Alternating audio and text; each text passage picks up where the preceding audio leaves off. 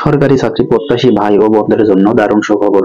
তথ্য ও যোগাযোগ প্রযুক্তি অধিদপ্তরে এসএসসি পাশে বিশাল সার্কুলার প্রকাশ করেছে। আপনারা যারা এসএসসি এবং ইন্টার পাস করে সরকারি চাকরির জন্য চেষ্টা করছেন, তাদের জন্য তথ্য যোগাযোগ প্রযুক্তি বিভাগ দারুণ নিয়োগ বিজ্ঞপ্তি প্রকাশ করেছে। বিশাল সংখ্যক নিয়োগ প্রদান করা হবে। পদের সংখ্যা 497টি। আপনারা যারা আবেদন করতে চান, এই ভিডিওটি দেখে সার্কুলারটি দেখে আবেদন করতে পারেন।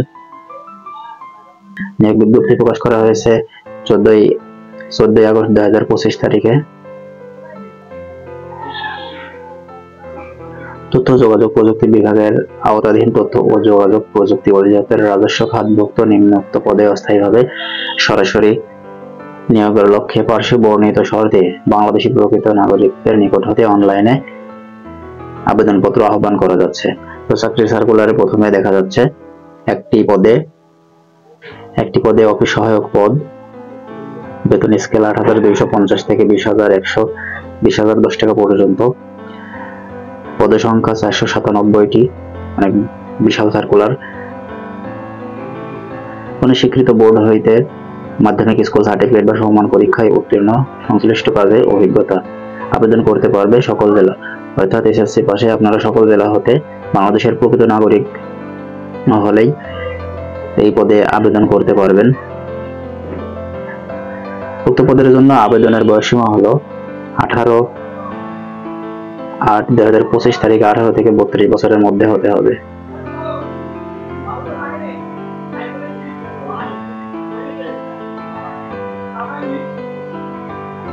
আবেদন যেভাবে করবেন, আবেদন করতে অবশ্যই অনলাইনে আবেদন করতে হবে। এই ঠিকানায় আপনারা আবেদন করতে পারবেন। doict.teledoc.com BD ওয়েবসাইটে আবেদন করা যাবে। আবেদনের সময়সীমা হলো 18/8/2025 সকাল 10টা থেকে।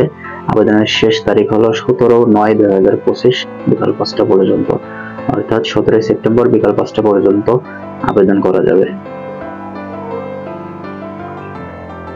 আবেদন করতে যা যা প্রয়োজন হবে, আপনার রঙিন ছবি 300x300 পিক্সেল সাইজ করে নেবেন এবং স্বাক্ষর 380 পিক্সেল সাইজ স্ক্যান করে আপলোড করতে হবে। এবং আবেদন করতে ফি প্রয়োজন হবে 50 টাকা, মাত্র 50 টাকা, এবং টেলিটক সার্ভিস চার্জ বাবদ 6 টাকা সহ মোট 56 টাকা। আবেদনের সময় হতে পরবর্তী 72 ঘন্টার মধ্যে আবেদন জমা দিতে হবে।